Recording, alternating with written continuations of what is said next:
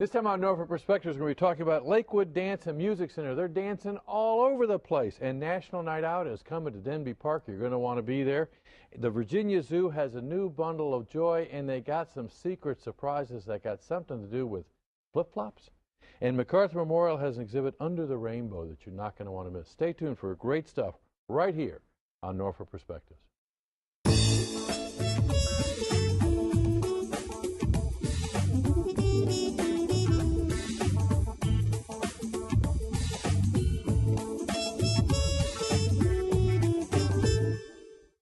Welcome to Norfolk Perspectives. I'm Bob Batcher, and I've got the big question for our first two because only they could dance to that ditty. Janet McManus, the Senior Supervisor at 3 Lakewood Dance and Music Center, but more importantly, you knew her when she was 4? Oh, yes. And Tammy Kane, how you doing? I'm good. How are you? Okay, Tammy, you're kind of filling in for Janet here? On a routine basis, you're now a dance instructor. Yes, I am. So you went from being instructed to now teaching, and does Janet kind of whisper in your ear while you're teaching? Yeah, a little bit. No, she doesn't. She lets us. She peers in the door and says, "Nah, that's not how I did it." No, she actually comes in and watches and is very pleased with what's going on, honestly. So she likes to see the creativity going on. So. Because you've been there for a couple of years. 35, almost Wow. 36. Not as a supervisor, first as a specialist, because that's when I taught her when she was 4 so you years. came in and taught. Yeah, taught her as a child, yeah, when she was 4.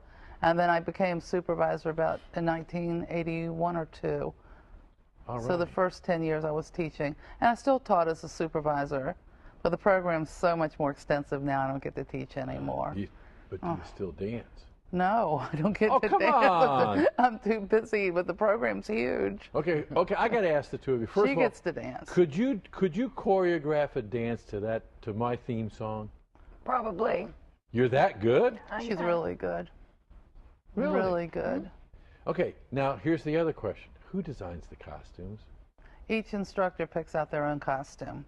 Okay. They have the costumes freedom to changed do whatever over- they want as long as it's clean and no middle sections showing. Oh, come on, really? We keep it clean. It's So fans have and costumes, recreation. have costumes changed over the years? A little bit, yeah, yeah. More sequins? It goes in phases. It's actually harder to find things that are not so skimpy these days. That's the challenge. Really? Because we have a lot of older students too, and they don't want to wear those little teeny costumes. Okay, well, let's talk about that. So you're a dance instructor for what age group? I teach probably about 11 to about 90 years old. What? Mm-hmm. So it's never too late? Never too late. Never too late. And I actually have some that danced years ago that just missed it so much and wanted to come back and pick up where they left off, and they end up doing better than they thought they would. So. Really? Okay, do people really have 2 left feet? Some do, but you know what? I tell them, as long as you're enjoying yourself, don't worry about that. Just keep going with it, and usually they'll work it out. So. Okay. Do you have to be able to know how to count? It's a good thing to know. Helps. Definitely a good thing to know. You can count to 8 and you'll be okay. So what do you say to somebody who they come in because their wife may have told them that they should give it a go, and they tell you they can't do it? I encourage, 100% encourage for them to go for it. Really? Is that something you learned early on? I'd have to say so. She definitely, when we were younger, threw some challenges at us. That if we felt a little nervous, she would push us, and so yeah, I'd have to say that. Because part of what I've been your staff from Parks and Rec have been encouraged me to get out of this chair, and as part of our Health in Norfolk initiative, I did, and I joined the fitness center. And now there are some things that I'm doing in the warrior class. I feel like I'm heading toward dancing on this one. I'm not even going to put the foot up and count and whatever. And I started off saying I can't. And Chris and the staff there have the same attitude. I mean, this kind of follows in Parks and Rec. It's an encouraging environment, isn't it? Very much so. And fitness you can do at your own pace too. You don't have to jump as high as everybody else if you don't feel like it or feel like you can. Yeah. Now, what about dance? Is it when you talk about choreography? Is it really all about the dance, or is it about the person? No, well, we teach the dance, and they have the option. No one has to perform. So you can come in and take the class, and if you feel confident and you're ready to perform, then by all means, we will find you a spot, you know, with the setup. If not, then please come in and enjoy yourself and continue to learn. A lot of the time in the summer, we really focus a lot more on the technique of things. When we do, you know, get closer to the show, we do work a little bit more, you know, on that. However, you know, you cover everything in the class, just smaller bits of it until showtime. There you go. Now, Janet, you had mentioned that things have changed, but there are some core things that she better be teaching, right? Oh yeah, definitely. Like what? It depends on the class. Okay. Like if a tap class, and they've got to learn their basic shuffles and taps and the basics for each class. Same for jazz. You're going to learn step ball change, pivot turn. I mean, certain things in every class you have to teach. She still has it. She still has it in her. Okay, how do we encourage her to dance? I'm working on it. I have been coming back in. I did come back into a class last night and do some technique with a class. I taught them. I didn't do it. Well, wait a minute. Wait a minute. If you're teaching, you're supposed to do it, aren't you? I can sit and teach with no problem. And I have the young girls up there demonstrate for me. What about that parent who's got a son or daughter that says, I want to dance, and there's just no time? Why is it important to kind of go with that and let the son or daughter dance? Well, I mean, you obviously hung with it. Absolutely. I think dance, there's a lot of things that are great about it. First, it's good for the soul. It's a very good social environment, you know, for positivity. It just makes you feel good. Okay, what about that 15-year-old that wants to quit? Well, you know, you try to encourage them not to, but you have to kind of let them make that choice as well, because if your encouragement doesn't help, it will bring down the morale of some of the ones that really want to go with it. So you kind of have to make a call and, you know, be careful with it. But, you know, definitely encourage before they try to step. Check it out. Come on by Lakewood. Where would you describe, where are you? We're in Lakewood Park off of Willowwood Drive, 1612 Willowwood. The athletic building's in the front. We're the middle building, and the back buildings are the rowing centers. And it's very deceiving. You think it's just a little cottage back there. There's a lot going on in that park. Awesome place. Thanks for everything that you're doing and for passing the baton. But we got to get her dancing. Yes. That's a challenge. Okay, when we come back, we're going to be talking about National Night Out, and you're going to want to be there because it's going to be awesome. Stay tuned.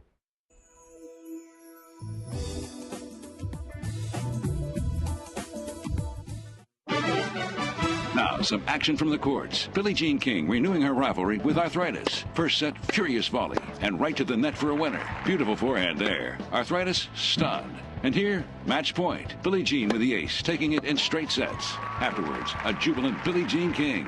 Tennis is a weapon for me with arthritis. There's nothing like it for me to hit a ball, run to the ball, anytime, any court. I'm ready. Let's go. What's your weapon against arthritis? Find out at fightarthritispain.org. Welcome back to Nova Perspectives. National Night Out is coming to Denby Park. It's going to be so cool, and we're going to find out why. Moravia Reed, the mother of Oh my goodness. National Night Out here in Norfolk, I don't know as we about know that. it today. I think so. Okay. You don't think you're the mother of? Well, You've been involved in this since this rendition of them. Yes, I've been involved for several years now. Because it's been around nationally for 30 years. This is the 30th anniversary of And you haven't National been Night involved Out. that long. I haven't been involved quite that long. But you really kind of brought it back alive in bringing it back to the community, right? Yes, well, we've been keeping it alive.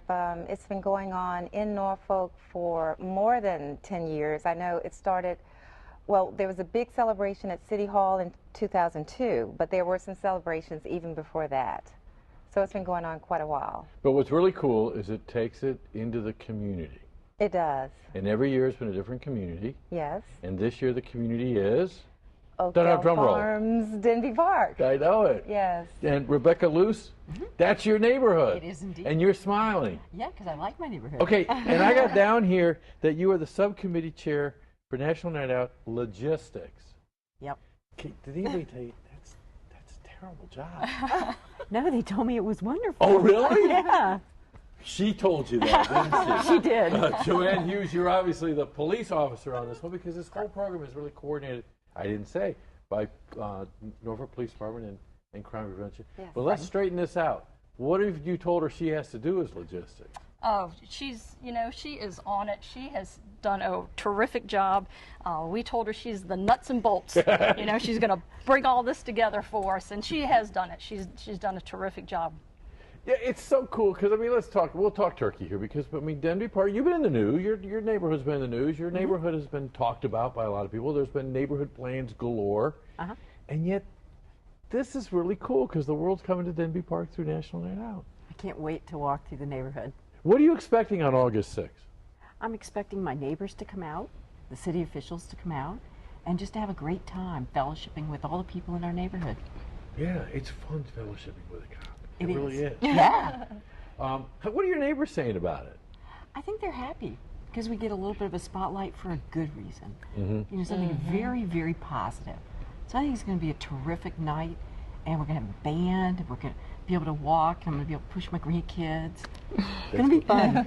So often when we start talking about neighborhood plans, we're talking about way down the road. Right. And people can say, yeah, that's got nothing to do with me. But this is going to be August 6th. We've got an area that used to be problems that has been cleared away.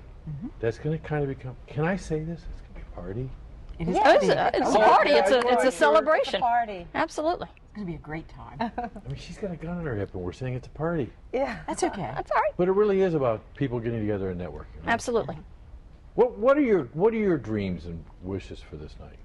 Actually, I hope the weather holds out It for will us. be.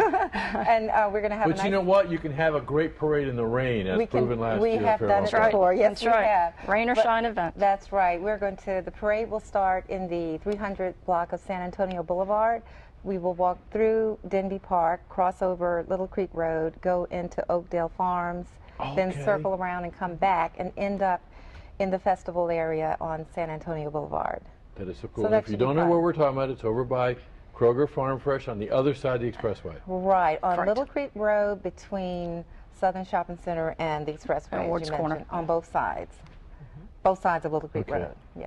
Now you're going to have some stuff there from some toys from the police department too, though. We're going to have a K-9 demonstration. Yeah. Fire department will be out there. It's a partnership with the community and public safety. And then, of course, the parade encompasses both Denby Park and Oakdale Farms. Now, a major part of last year's National Night Out at Fairmount Park was the announcement that it was coming to Denby Park. We did that right at the end. Yeah. So how do you make the? I mean, that's a big decision. That's like crowning Miss America. I think it is. Well, this year we're going to have to wait a little bit longer before Whoops. that announcement is made. We're just going to wait a little bit But longer. what kinds of things do you look at for making that? We announcement? look at what a neighborhood has accomplished and what a neighborhood wants to achieve by hosting National Night Out. We also look at how the neighborhood can accommodate the large crowds that normally come to there's National that. Night Out. There's that logistics part. That logistics part, the parking, the getting the people fitted somewhere, and Okay. Well, so where are people going to park?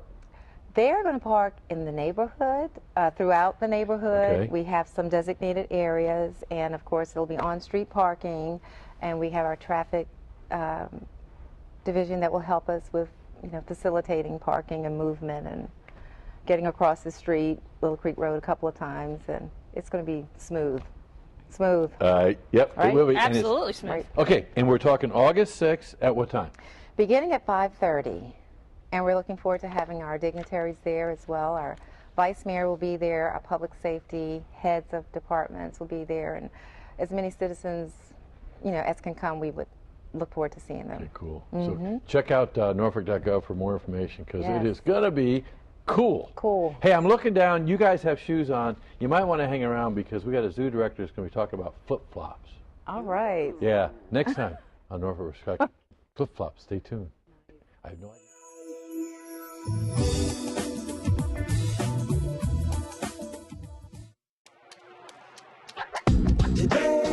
Yeah. Salad on Saturday, fruit on Friday, throw-a-ball Thursday. Water Wednesday, touch your toes Tuesday. Let's move Monday, swap is next Sunday. 60 minutes of physical activity a day and eating well can help get your child healthy. So keep them active and eating well every day.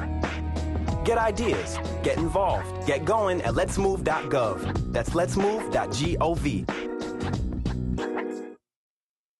Welcome back to Norfolk Perspectives. Well, I knew I was going to be talking about giraffes because we got a new baby one at the zoo, but I thought I was talking about flip-flops, and Greg Balcom, who's working on jewelry over here, I never know what to expect when you're on the show. Well, that's what you got. But where the heck are those flip-flops? They're right here. All these animals are made out of flip-flops. Oh, you're kidding. Nope. Okay, when, as usual, you brought in all the animals, none of them are doing biological behavior. Yeah. One's trying to sting me like the scorpion. Or anything Yeah, like that, but so, they're not jumping off the table, but they're flip-flops? Yeah. Please explain. No real teeth here. Well, these are actually made from flip-flops that wash up on the shore of the east coast of Africa. There's many, many, many. We've been sent pictures that we're putting together a storyboard to explain it. They said they come as far as Malaysia, and the current in the Indian Ocean circles in a way that throws up all the pollution, all the flip-flops especially, onto the east coast of Africa. And in Kenya, there's a studio that collects those flip-flops, washes them, and then categorizes the colors. And then in the case of smaller animals like this, they glue and fuse those flip-flops together, and then they carve with a knife the shapes, and then they sand them for the more detailed work.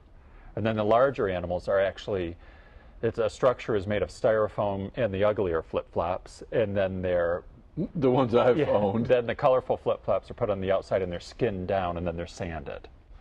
Cool. Well, you know, it's really kind of weird. I haven't shared this, but we did a trip to the zoo a couple of years ago, and just as I walked in the gate, my sandals broke. Oh, right. And I bought a pair of flip-flops at your gift shop, and Greg, I had to tell you, it could be sitting in the middle of that. That's right. They weren't the prettiest ones. They were bright yellow, but hey, what the heck? Yeah. It got me through the zoo.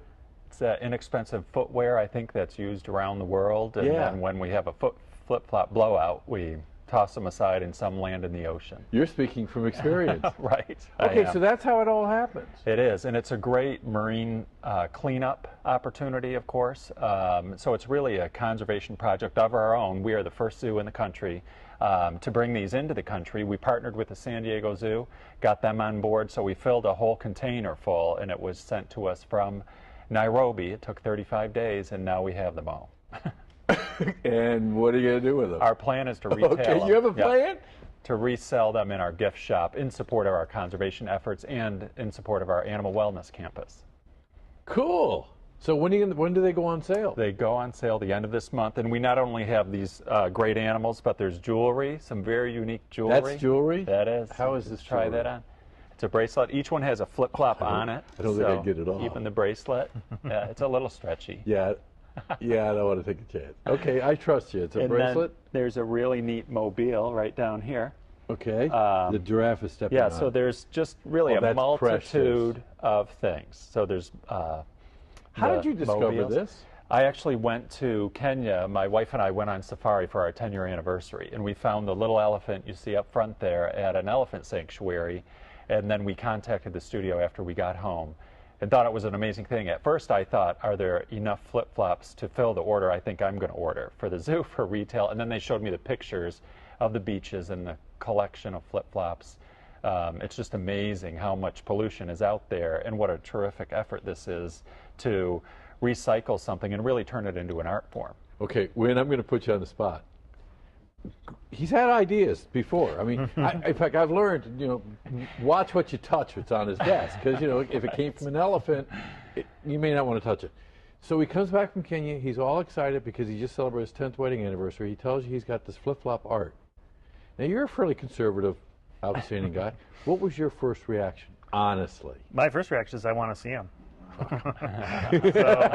So what you were I had no concept of what they would look like because we didn't have the imagery of them until I don't think. Well, how did you you describe it? Them. Well, I had the samples, and it's so hard to believe. I had the little guys that we packed in our luggage. You got them through customs? Well, we bought little ones wherever we could find them. There weren't many around. They weren't really kind of focused on when I thought it was really the greatest souvenir you could probably bring home from Africa. You know, you could. Don't they still do those pennies and it makes an animal? Oh, right. You crush a penny. Yeah. Yeah. Right. Yeah. But yeah, so it's just really a neat project. We're going to have a sneak peek. If anybody would like to contact us, they can get on the invitation list. So there will be a pre-sale for folks invited to the sneak peek. that will Yeah. purchase one of these in support of our Animal Wellness Campus, and then they'll be officially in our gift shop in the last week of July. Cool. Now, okay, I just got the 1 minute notice.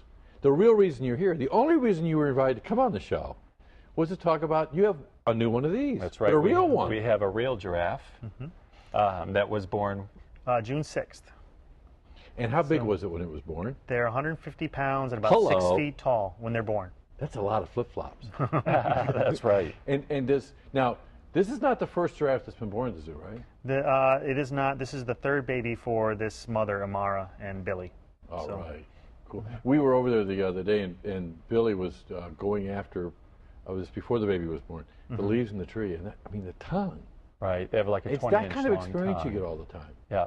That's right. It's unique all the time. And the baby is in the largest portion of the exhibit, outdoors, being introduced to all the animals, the hornbills, the ostrich, the gazelle. So once he's really been in the same spaces with them, then we'll put all the animals back on exhibit. So if you get a membership, you can come out any day you want and see all this stuff, right? All year long, and see all the great stuff at the zoo. It's cool. Hospital, cafeteria, how's it coming? We're about 65% constructed on our Animal Wellness Campus, which is our hospital and our new animal diet kitchen. It's looking quite spectacular, just the way we wanted it to look, and now they're working on the interior now. And the hut that burned a couple of years ago is under construction? The interpretive center is nearly complete, probably 2 more weeks. And the train? It's running? Train's running, yeah. Train's running. 20-minute loop, and you get a guided tour, audio tour of the zoo as you go. And the fountains, because it's 94 degrees? Absolutely. That's right. Still working? And now, okay, so you've given me all the right answers. I'm going to hit you with a big one. Orangutans, where are they? Our record-breaking time on exhibit is about 35 minutes in the main exhibit. They can always be seen in their playroom. Did you say minutes? Yeah, so they're getting over their outdoor anxiety. As you know, they were born indoors in the north, so not exposed to wind, air, grass. So it's taken a couple years, but they do go out on exhibit around noon. All right. Tool around the 34 exhibit. minutes. Yeah, but they can be seen every day in their playroom. You were excited about 22 seconds last time you were on, That's so right. thank you. Congratulations. This is awesome stuff. And when we come back, we're going to be talking about Under the Rainbow with MacArthur Center Memorial. Join us. Thanks.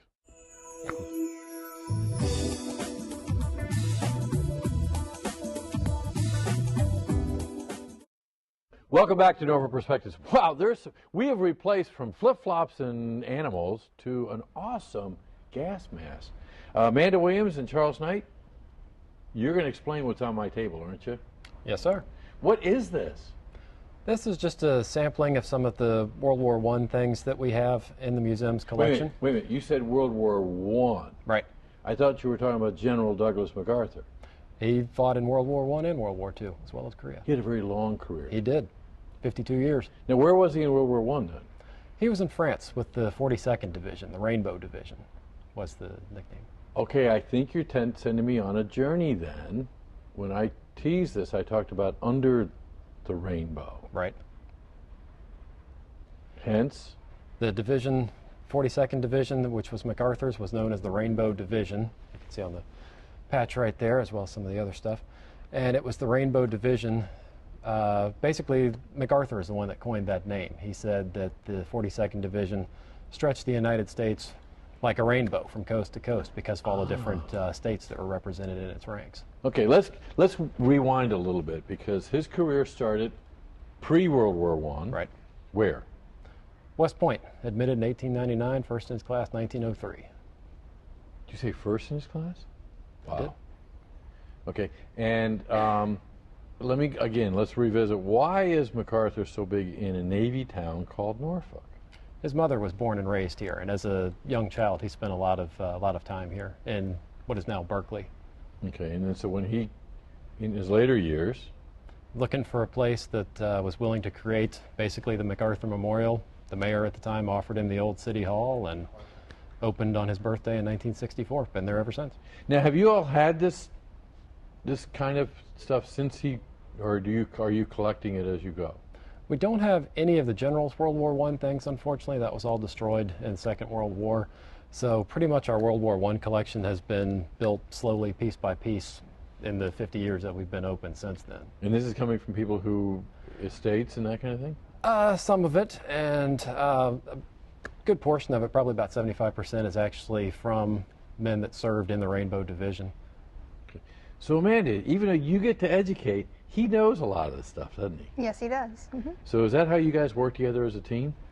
Pretty much. We're missing the third musketeer up here. I was going to say, where's Jim? We have a very small staff. An archivist, Jim Zobel, who's not here, Charles Knight, the curator of the museum, and then me. I'm the education manager. And the three of us work together. We use the documents in our archives, the artifacts from the collection, the exhibits that put everything on display, and then we package it in a way that makes it a little more digestible to the general public and then to students. Because I mean, I'm asking. I mean, I'm sure you're sitting there saying, "Oh my gosh, he already knows that." But you've got to be able to tell the story in a story way. And you guys do such an awesome job of it there. It really is cool. Thank you, Bob. And I got to be honest with you, I never thought I would say that about General Douglas MacArthur. I mean, it's history. Come on, guys. But you do tell a story. You work hard at that, don't you? So, when's this story begin? This begins with the activation of the Rainbow Division in August 1917, right when the United States enters the First World War. Okay. And the exhibit Under the Rainbow follows that particular unit on its, I hate to say journey, but basically its experiences of during World War I up through the armistice and into the occupation of Germany afterwards. Now, tell me he wasn't in Europe when the war broke out. He was shipped to Europe when the war broke out. Right. He was in Washington. He was basically the Army's first public affairs officer when the war began in Europe. Oh, he started off as a public affairs officer? Now, that's a hoot, you know, which that tells the end of the story, doesn't it? Right. Well, the reason I mentioned about being in the war, I mean, he kind of, didn't he find himself in the middle of the conflict of World War II by being in the Philippines already? Right. He went to the Philippines in 1935. Basically, by then, everybody could see the writing on the wall that war with Japan was coming, and that was his job, was to build up the Philippine Army to resist that. See, Amanda's sitting there saying, oh my gosh, he has been listening all these years. Exactly. Were you did I shock you with my insight and knowledge? No, of course not. Because it's really one of those stories that's really cool to be able to tell right in the center of downtown, and you've got a new visitor center to talk about it too, right? We do. Back in October, we opened up our brand new visitor center. It's got a new high-definition theater, a new movie, the Rainbow exhibit that Charlie's been talking about, that's on display in there. There's also a new gift shop in there, so it's a great place for people to come down and visit. The museum is free. We've got parking pretty close by at the MacArthur Mall. And so if you haven't been out, you really need to come and visit. It really is. And it can be a different experience every time you go by how deep you delve in, because you could come in just for a few minutes, pay respect, or spend hours there. Okay, an example of that, and we're going to close with, I want to ask you a question you share with me in pre-tape about this picture over here of this guy standing in front of a building. If you walk past it, that's all you see. But let's go a little deeper. That is actually MacArthur during World War I. And apparently, according to some of the records that we have, seconds after that photograph was taken, a German shell hits the building that he was standing out front of.